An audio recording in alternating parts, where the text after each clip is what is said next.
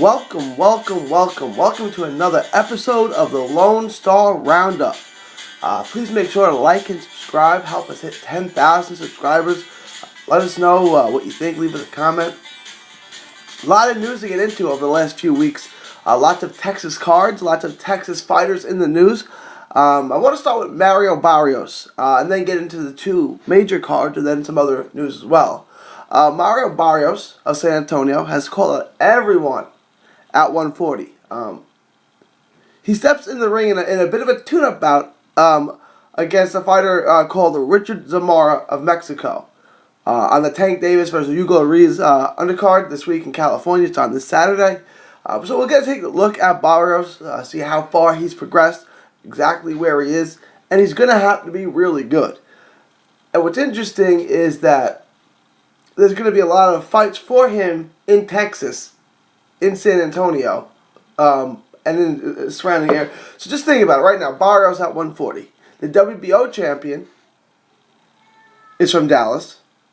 That's Maurice Hooker. You have Virgil Ortiz, who's the biggest prospect in the division, at 140. He's from Dallas. You have Kendo Castaneda, who's from San Antonio, who has a WBA and NABA strap. He's highly ranked with the WBA. So you have all these fights for him right at 140 against all fellow Texans. So this is a good fight. Barrios wants to fight the best, and hopefully he's ready. I would love to see Barrios versus Castaneda in an all San Antonio duo. But we'll get to see him on a big card, and that should be a good gauge of where Barrios is. He should win, and he should get a knockout. Let's move into the cards over the last couple of weeks. There was a Golden Boy card streamed live on DAZN in Houston, Texas at the Toyota Center. It was absolutely loaded at the Toyota Center. It didn't feature a Texas fighter in the main event. However, the main event was Munguia versus Inoue, and that was an amazing fight. But the undercard was absolutely loaded with Texas fighters. Dallas was in the house in the Toyota Center in Houston. Virgil Ortiz from Grand Prairie captured our Fighter of the Week award for that week with a punishing offensive masterpiece, breaking down and destroying Jose Valdez Barrion. Ortiz is well on his way to capturing a world title and has called out fellow Dallas Texan Mighty Mo Maurice Hooker to an all-Dallas shootout for his WBO strap. I mean, that would be an amazing offensive slugfest. Like we said, we just talked about all the talent at 140 from our state of Texas. That would be incredible. It would be makeable, too. Now, think about it. Hooker's with Eddie Hearn and Matchroom, so he would fight on DAZN. Virgil Ortiz is with Golden Boy, who would fight live on DAZN. So they're on the same provider. They could both fight each other. That fight could be made, and that would be one heck of a fight.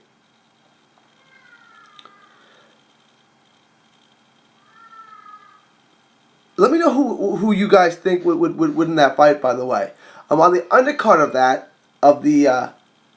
additionally on the undercard of the Jaime Munguia versus Takeshi Inoue fight, both Rincon brothers, George and Alex, picked up W's.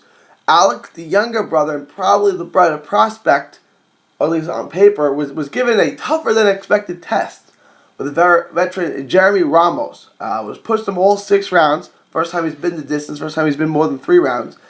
First fight that he didn't score a knockout in. But he picked up the unanimous decision. He fought well. He showed that he was the more skilled fighter, but Ramos was very tough, very game.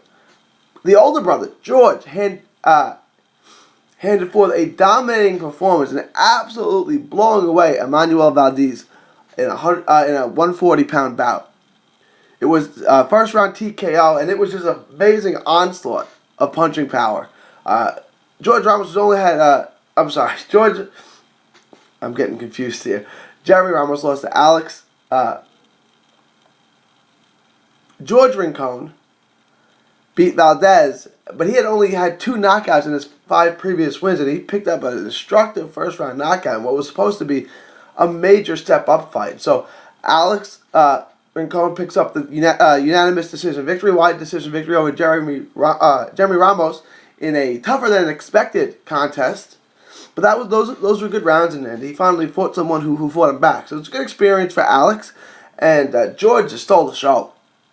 An amazing first round stoppage of Emmanuel Valdez in what was supposed to be a step up fight. So there's a lot of talent there, and also on that card from Corpus Christi is John Rincon, who's not a brother of George and Alex. He improved his record to 2-0, taking a unanimous decision over Alex Santana.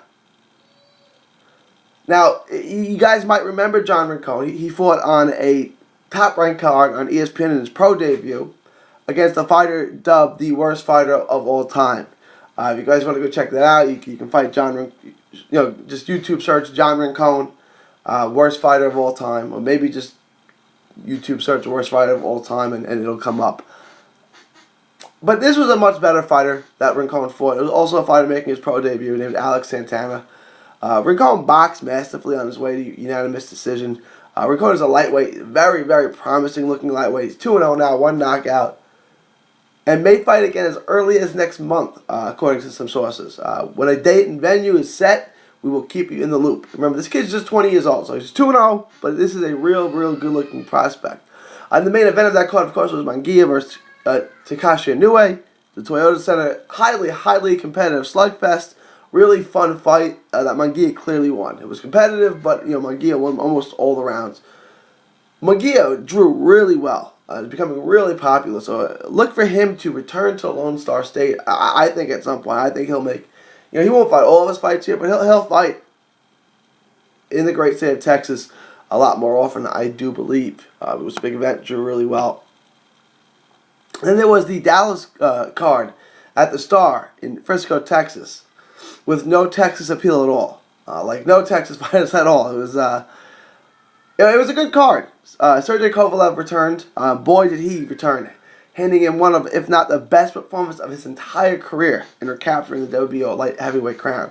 In the co-main event, rising star Teofimo Lopez made some major noise with a brutal, vicious KO over Diego Magdaleno. And then he had his infamous celebration, which some people love, some people hate. You can go watch that. He does the backflip, he does the home run, he does the floss or whatever the Fortnite dance is or whatever.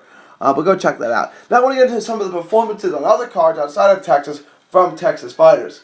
On the Ashton Palikte versus Jose Martinez card in Alpine, California, Edward Kid Vasquez put together a sensational performance on the undercard of that in the co-main event. The Fort Worth native took a decision victory over Brandon Too Smooth Cruz in a battle of unbeaten featherweights. Vasquez was 5-0, Too Smooth Cruz was 6-0. It was in Cruz's hometown, so keep that in mind. This kid, in just a 6 pro fight, went in, beat an unbeaten prospect in his hometown. It's a heck of a performance. Cruz was a big puncher and had an aggressive come-forward style, but the undefeated Fort Worth native was too quick, smarter boxing, coming in, landing. His right-hand lead was on the money all night and was really the difference in the fight. It was a masterful performance that lifted Kid Vasquez to 6-0. He's currently signed by Roy Jones Jr. Promotions. He's been locked up with them for a couple of years. But if you guys didn't watch it, it was streamed live on the UFC Fight Pass. If you guys didn't watch it, go back and watch it. This kid's got a bright future. Featherweight. He's a big featherweight, too. He says he makes the weight no problem, that he only walks around 138, 140. I believe him because I have no reason not to, but you go look at him, he does not look like a featherweight. That's for sure. He got on the scale, I thought the scale was going to say 135 or 140. The kid somehow weighs 126, even though he does not look like it. If he can stay at that size, he's going to be physically stronger and more athletic than a lot of the fighters he fights. So this is a good combination. And he's really highly skilled, technically skilled, throws real nice punches. Can be a little more active, though. Randy Fuentes is a fighter I want to talk about.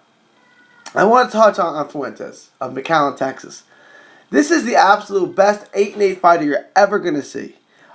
He has recent victories over highly touted prospects like Kenton Scipio Cook and Craig Callahan. He recently fought Brian Cabello, an undefeated prospect from New York signed to K2 Promotions, Tom Loeffler. Watch this fight. Tell me who you thought won. I'm fairly certain Fuentes clearly earned the decision and got shafted.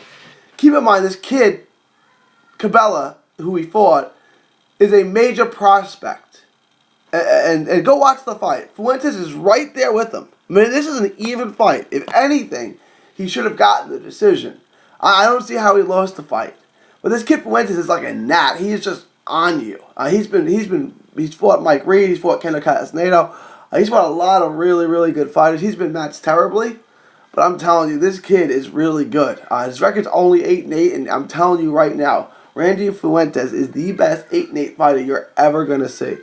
140, 147 pounder. There was a Premier Boxing card that was scheduled for February 16th. A Premier Boxing Houston card, not Premier Boxing Championship. Premier Boxing Houston card that was scheduled for February 16th in Lufkin is now being pushed back. And will take place next month in March. As soon as we get the dates on that, we will give you the exact. I think the venue's staying the same. It's just the date's going to change. I'm going to reach out and see when that card is set to take place. There's a card headed towards Dallas. The traditional Ring of Hope Night to Fight will take place February 28th this year at the Love Field Airport in Dallas. That's always a great card with a great cause. Keep that date in mind, February 28th. On that same date, Ray Jimenez of Dallas, who also is signed to Roy Jones Jr. Promotions, will travel to Topenish, Washington to take on Luis Alberto Lopez for the vacant World Boxing Organization International Featherweight title. I'll give him a regional title. Jimenez is 16-1, I believe. I mean, really good prospect. Switch hitter, lightning quick speed. Fundamentally, as good as it gets. He's had an outstanding amateur career. I think he's like 26 now. So I would look for Jimenez either by late this year or next year to be a world champion or to get a world title shot. This will certainly propel him. He signed with Roy Jones, as is Aston Plickday and Vasquez, who fought in his undercard. So Roy Jones and Kendall Castaneda is signed also to Roy Jones Promotion. So Roy Jones is doing a great job with Texas. On February 15th, in Brownsville, Texas, Enrique Alvarez, an undefeated middleweight from McAllen, will headline a card that will also feature rugged featherweight Juan Tapia, who's a fan favorite. He's from down there, who will be fighting Rafael Morales from Laredo. So it'll be an all kind of Valley, Southern Texas kind of shootout. That'll be an amazing fight. Morales is an outstanding power-punching prospect who has twice beaten Cesar Castro. And Castro is a prospect in his own right. I've never seen a prospect move this tough, and this quickly through the rankings, as is Rafael Morales. This kid Morales. I'm sorry, did I call him Ramos? Rafael Morales. From Laredo, Texas. He's twice beaten Cesar Castro. I've never seen a prospect match this tough. He's fought Castro once, beat him, fought him again, and now he's fighting, Juan Tapia. This is going to be an incredibly difficult fight. If Morales wins this fight in just his third pro fight, he should shoot up the rankings and get instantly into prospect standing. I mean, this would be an incredible, and he could win, but he's being matched incredibly difficult. So keep that in mind for just his third pro fight. Also on that card, undefeated Xavier Wilson will be on that card. Really good undefeated San Antonio-based lightweight prospect. Goes by the Professor. The next day, Omar Figueroa will make his comeback. Omar Figueroa of Weslaco, Texas, in the co-main event against John Molina Jr. That should be an entertaining scrap and a nice test for Figueroa. Figueroa is unbelievably skilled, come forward, pressure fighter, excellent power that's carried up to 147. Only man to knock out Robert Guerrero. Guerrero's fought guys like Floyd Mayweather, Keith Thurman, Danny Garcia. No one's knocked him out, Andre Berto, except for Omar Figueroa. Tells you how good Figueroa is. And Figueroa comes up from 135, former lightweight champion. So this kid's power is for real. Of course, his brother is Brandon Figueroa. The following week, San Antonio-based promoter Rick Morones is putting on a card in Floresville, Texas. I don't know where that is exactly, but I'm guessing it's somewhere in the San Antonio region. Maybe South Texas, Central Texas. I don't really know where that is, but two Texas-based prospects that you must see. 18-year-old Gregory Morales, who is known as Goya, is a 122-pound prospect that is absolutely sensational. You see this kid, he looks like a kid because he did barely turn 18, I think, in December, maybe January. But he's absolutely sensational. He's one of the best looking prospects I've seen in a while. He's only 18. He's 5-0 now. He's fighting stiffer competition. But this is a kid you absolutely have to watch. The firepower and punching power that this kid has, combined with the hand speed and the height and the reach and everything of a 122 pounder, is really special. I'm telling you right now, this kid, remember that name. It might not be for 5-6 years, but Gregory Morales is going to be a world champion. So make sure to check him out. Also, George Ramos, who outdueled Steven Ramos in the Scottish Rite in San Antonio back in December in an all-Ramos welterweight showdown. We'll be back on that card as well. So there's some good prospects on that card. It should be a good night of boxing. Both Ramos and Goya are from San Antonio. The following Thursday is the Jimenez fight in Topanish, Washington, as well as the Left Field Dallas Ring of Hope show. Anything outside of this month, we will hit on the next episode of the Lone Star Roundup. From Texas to the world, this is 3D Boxing signing off, saying thank you and God bless. Enjoy 3D Boxing vlog videos? Show us some love by clicking the like button. Don't miss a tweet, post, story, or video. 3dboxingvlog.com is also on Facebook, Twitter, and Instagram. Hit the subscribe button now to stay inside the ring.